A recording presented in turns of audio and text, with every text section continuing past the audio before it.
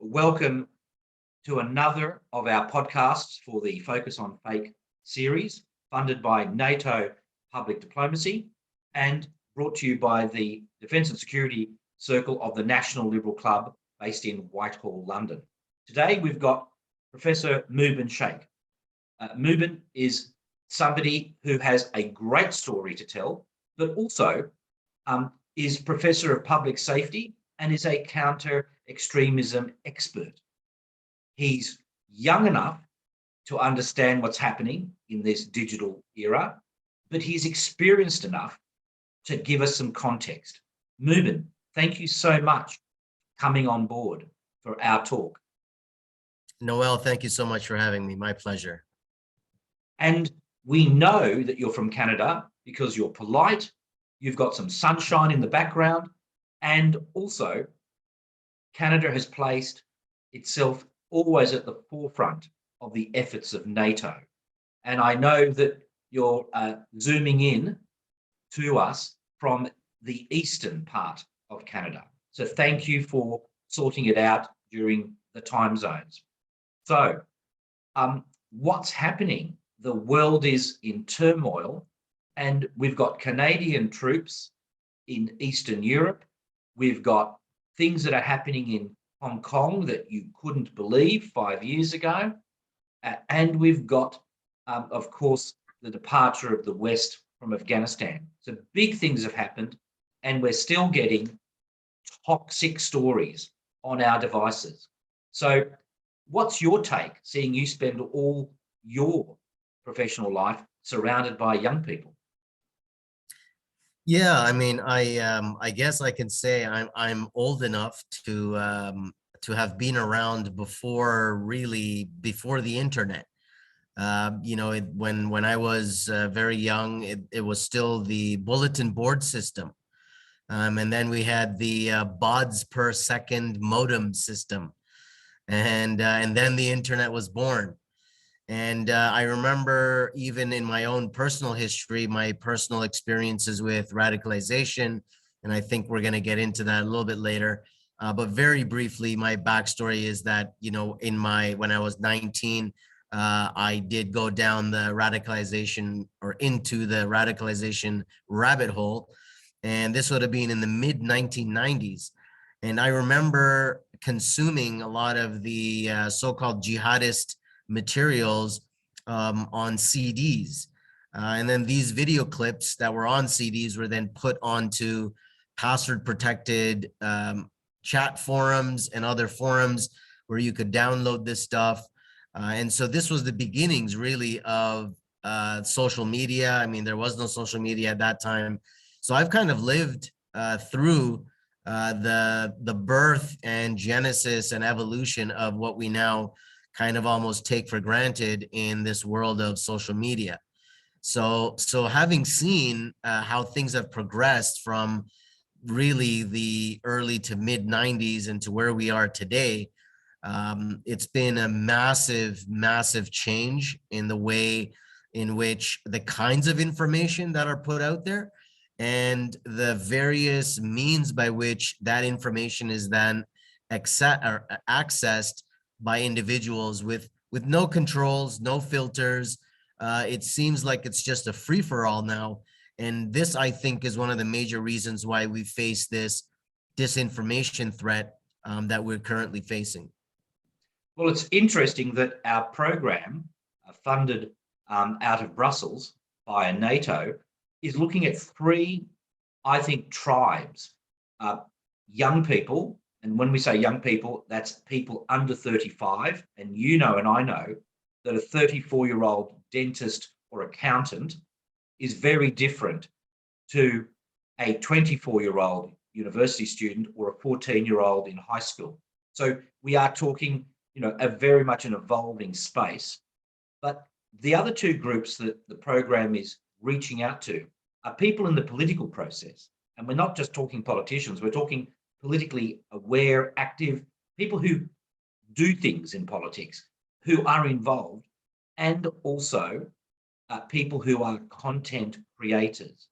So the teenager with the 18,000 followers on social media, or the person with fantastic photography skills or video skills.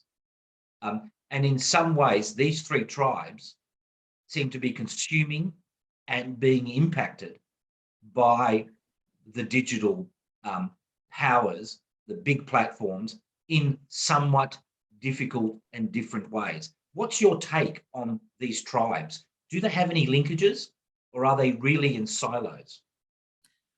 Yeah, I mean, this is a good breakdown of the three tribes as you kind of described them.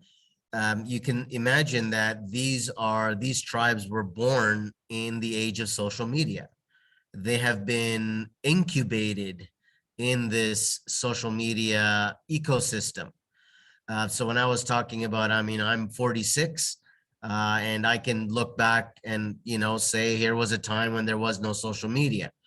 For the 30-year-olds, the 20-year-olds, the 12-year-olds, they are products of this ecosystem, of this environment.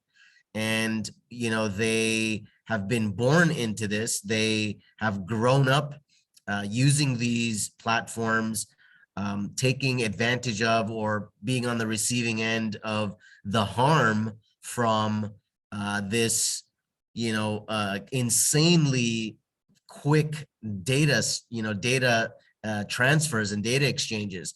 If you imagine that you're dealing with, especially in the younger two categories, you're dealing with individuals whose brains are still physically developing. And so there's a physical element here. I mean, when you have young people who are inundated with increasingly complex ideas, hurtling through the internet at breakneck speeds, effectively and literally being blasted into their still developing brains, then it's not so hard to understand why we are starting to see these negative manifestations of that data transfer. Because again, the physical brain is not even developed to be able to comprehend, let alone process responsibly that information. When we get to the 34-year-olds, let's call them, the higher category, the oldest of the three, you would think that they would know better. But again, I'm not surprised that many of them do not, because again, they are products of this ecosystem. They cannot imagine a time when this sort of information exchange was not available. If you imagine, going way back into the past, when media organizations, for example, it was a very much one-dimensional transaction. It was big media companies telling you what they wanted you to know. And now you have two paths. You have top-down, meaning media organizations putting out the information, and now you have a bottom-up approach. Individuals or members of society who are now creating data, creating news, creating content. And so the monopoly that used to be on that information with media companies no longer exists. Add to that.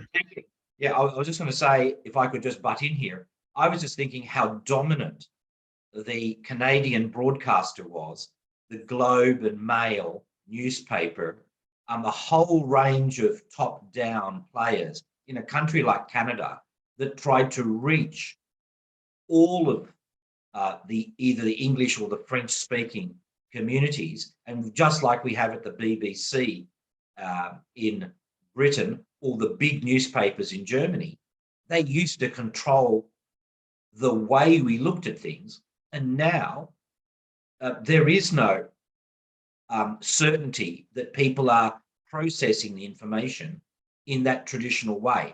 Sorry to interrupt, but I just got that feeling that we're talking about a revolution. Yeah, well, I kind of, when you mentioned that, I got the idea in my head about it seems like we're facing almost a crisis of epistemology. The very sources of our knowledge are now up in the air and I'm sure we're going to get into this, but some of the narratives that are prominent right now are, for example, the mainstream media can't be trusted. Right. So where there was this one-dimensional top-down information transfer, that has completely been put onto its head. Now, major media corporations, whatever, are competitors really in the marketplace of ideas. And so you have, teenagers with several thousand followers or whatever who are YouTube influencers or, otherwise social media influencers. I mean, there are so many different dynamics at play here now. I can immediately off the top of my head think about the narcissism that goes into this. So there's that psychological element that really has been affecting the way in which people are wanting to put information out. So just an anecdotal example, recently in the US, one individual who is being prosecuted for the attack on the Capitol on January 6th, basically the defense was that I didn't do this for any ideology. I did this for clout. Yeah. And the need, and desire to be seen online, to be appraised, and so this is why I mentioned narcissism, that it feeds into that desire, especially in young people, to be noticed, to have a sense of I am somebody, a sense of importance, a sense of belonging to whatever zeitgeist of the day is. So there are all these factors that are, I think, inundating us all at the same time. And the consequence of this is disinformation run rampant. Well, it's so refreshing to hear a Canadian who comes from a society that does have some challenges, but also has a great track record in terms of being a progressive, democratic, multi-faith, multiracial society that has tackled some big issues and with some success. And yet, even in your country, one of the great pillars of NATO, you've got big debates on free speech, big debates on extremism, big debates on identity, and who you are as a Canadian can be easily understood, because if you go to the Netherlands, you go to France, you go to Germany, even here in Britain or in Spain, there are questions outside of even the traditional regions like Catalonia or Brittany or Bavaria or Scotland. People are asking themselves who we are, what do I believe in, and what do I think of collective security and my neighbours? Do we still stick together?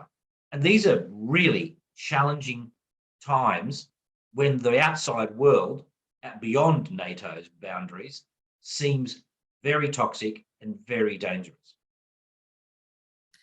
Yeah, I mean, if you imagine we're living in this day and age now of this crazy experiment of globalization, for if you imagine for thousands of years, the rule was that individuals, peoples, cultures lived in very homogeneous areas. There really wasn't a lot of mixing in any major way. Of course, there are ancient examples where there was some mixing taking place. There have been metropolitan cities and areas throughout human civilization. But what we see today is, of course, something unlike we've ever seen. I mean, the fact of globalization, remember at the time, the world was largely just, Europe, Asia, Middle East, and Africa. Right now we have North America, we have Australia, of course. And with that, with the land masses of the world occupied by all kinds of people, these land masses now having a policy, overwhelmingly, some places are still trying to maintain their enclaves, but now we have overwhelmingly mixing of different cultures, different religions, different peoples. And this, I think, has also pushed this idea of who we are, what our identity actually is. And it's interesting when you mentioned the Canadian thing, because this has been a question in Canadian identity, or what is Canadian identity, for decades and decades in Canada. What constitutes Canadian values, much like, what constitutes British values, as the conversation, has been ongoing over there. So I think with this mixing and matching of different people's cultures, religions, and whatever else, we are forced now to ask ourselves, well, what is it? Who am I? What do I belong to? What is the we in all of this? Is it my racial group? Is it my religious group? Is it my national identity? Is it my identity based on security arrangements per the NATO context? So these are, I think, natural questions which emerge from this very new globalized world that we live in. Well, I find that your own backstory, your own journey has been both a thrilling novel, which I couldn't write even after a few glasses of wine, and also maybe very reflective of the pressures, the pressure cooker challenges of modern and postmodern life. Because you did go down the extremism road, then you did also come on board in support of law enforcement and the counter extremism efforts. And now you're in the education space, reaching out to young Canadians from very diverse backgrounds at your college in Eastern Canada. So in some ways, as you've gone down your life journey, do you feel that you've been hampered, or do you feel that you've been empowered by these enormous technological platforms that now dominate our lives? Yeah, this is a good segue to actually what we were just talking about in terms of this globalization and the question of identity, because this is exactly what I went through. You know, my parents are from India.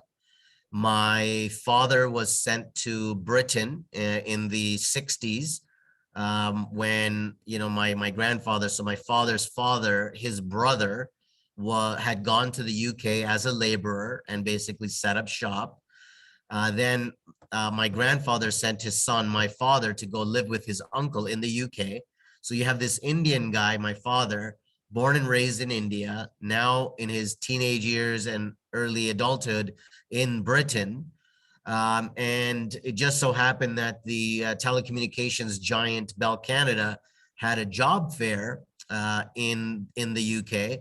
And so my father inquired with them, and they basically said, look, you know, we can give you a job. You just basically have to move to Canada and set up shop there. So that's how I end up being born in Canada. So you can see already how this movement of people's across continents, across into different cultures, how it impacted them. I remember my dad telling me stories about how the big deal for them in that, you know, strict Indian conservative culture was going to the movie theater. That was something, it was a big deal. You had to keep it secret from your parents. Nobody else could know. Of course, they would always see all these other, you know, brown kids, you know, in these movie theaters.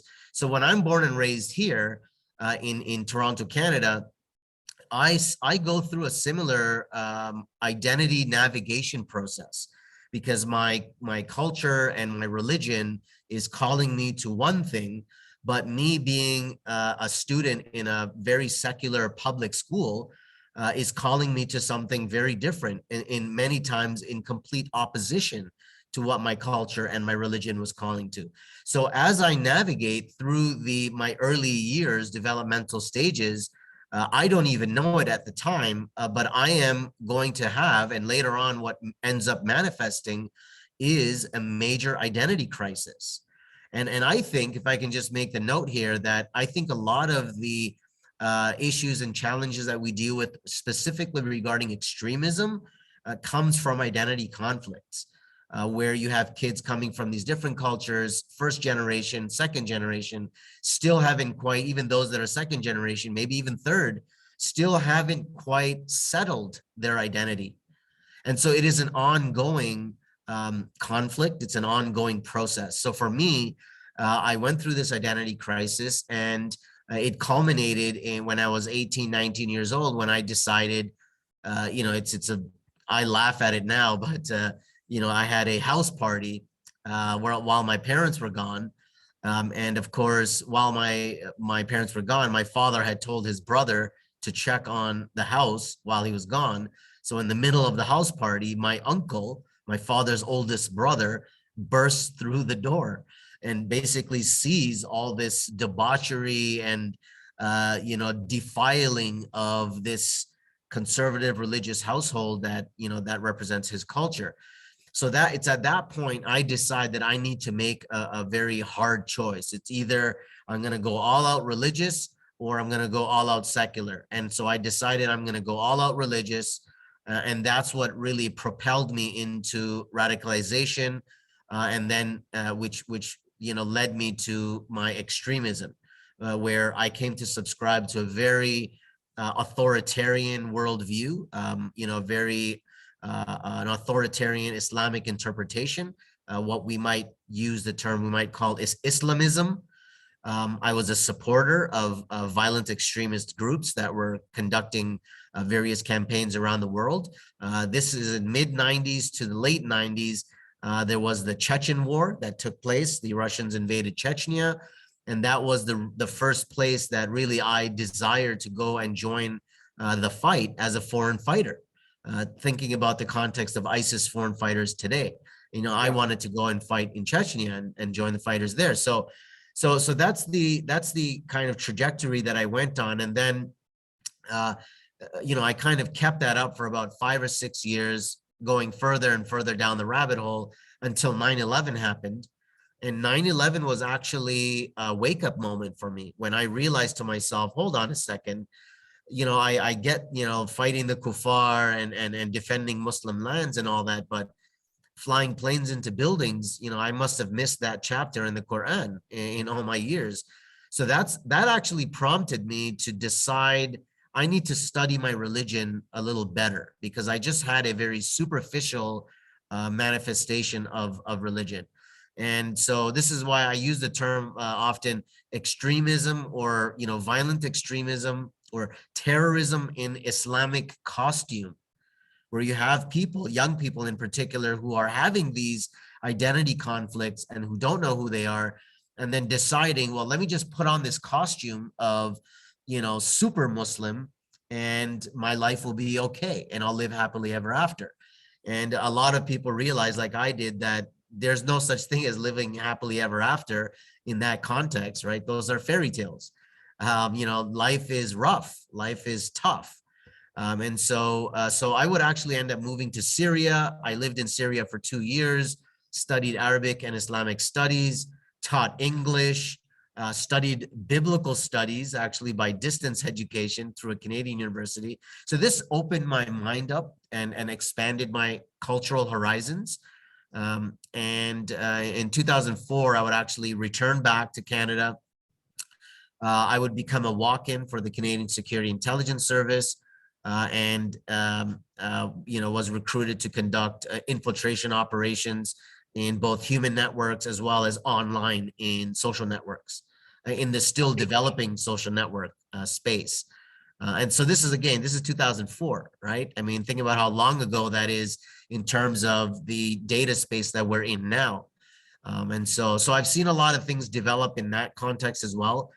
And now, since then, of course, I'm a professor. Of course, I teach public safety. I'm also, I work with an organization called Parents for Peace, which is a US-based NGO, and I conduct, direct interventions with radicalized and extremist individuals, some of whom were not arrested by the FBI, some who were arrested and are currently in custody. So, for example, one case that really keeps me up at night is 20-year-old white kid from America who is in prison related to an ISIS plot.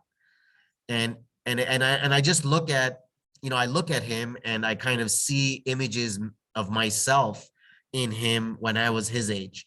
The rigidity of thinking, the belief that this ideology that I am subscribing to, I understand it better than anybody else, and everybody else is wrong. My son is the same age as him. I have deliberately made it a point to raise my kids in the opposite way in which I was raised, because I could see in the, for example, forcing of religion, onto young people creates these extreme manifestations where a person will become an extremist or they might become completely rejectionist. So what is the middle way? What is the balanced way in which, you know, children should be raised in this way? So I try to live that in a real way, kind of using my own life experience, you know, understanding where things went wrong and why they went wrong, and then almost reverse engineering that to raise my kids now. And so, so when we talk about misinformation, disinformation that we're seeing today, it's now much worse. I mean, I'm not trying to be alarmist, but I've been tracking chronologically from, like I said, from the beginning of my comments, before there was an internet, when the internet started and what it started to look like, you know, in its rudimentary stages, and the birth and proliferation of social media, or you can say from the early 2000s, you know, and the past 20 years, if you can imagine that. So where we are now is this is why I said we face almost a crisis of epistemology,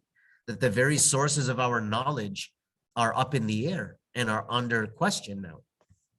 Well, I think it's an interesting place where we've taken this conversation. May I, as we conclude, possibly look to both a positive and possibly a challenging angle? I think let's do the challenging first. Is there a reality that regardless of your background, your class, your education, your religion, your ethnic or racial heritage, um, in the way that if you drink poison, it goes through your body, toxic narratives can reach people regardless of how well prepared they think they are.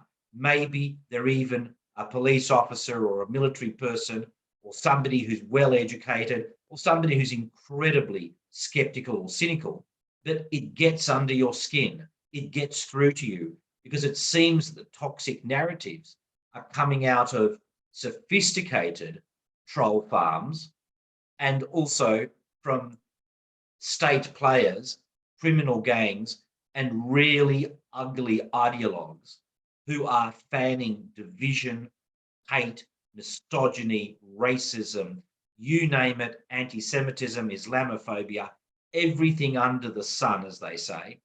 So that's the challenge. We are swimming in a river that's full of poison. That is the positive, that we're actually having these conversations now and trying to put on a handbrake and try to arrest the direction of travel that we're in. So maybe I'm going to ask you the good and the bad. You know, where are we at?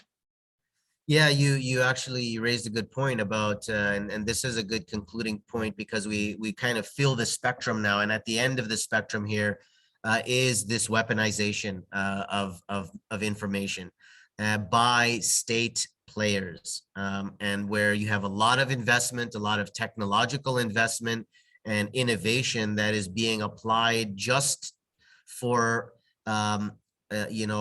misinformation purposes, right? In a very malevolent way. They've got more sophisticated videos than the ones I produce, as they say. They're nearly Academy Award level. Yeah, well, when you have state actors that are, when you have people who are employed in basically call centers, call center like setups where they can, go online into different forums and push different themes and different narratives. And we've been seeing this play out in the US in particular, where known state actors have been, for example, Russia was known to create fake Black Lives Matter Facebook pages, fake Muslim American Facebook pages to antagonize, the American public, and to make it seem like, pitting groups against the other. So we are, the challenge part of it is that we are dealing with very sophisticated state-based actors who have put in a lot of time and energy and technology into these malevolent means. This is, unfortunately, part of the battle space. The cyber is the battle space now. I think, it's not lost on a lot of people, those of you who are much smarter than me when it comes to military strategies.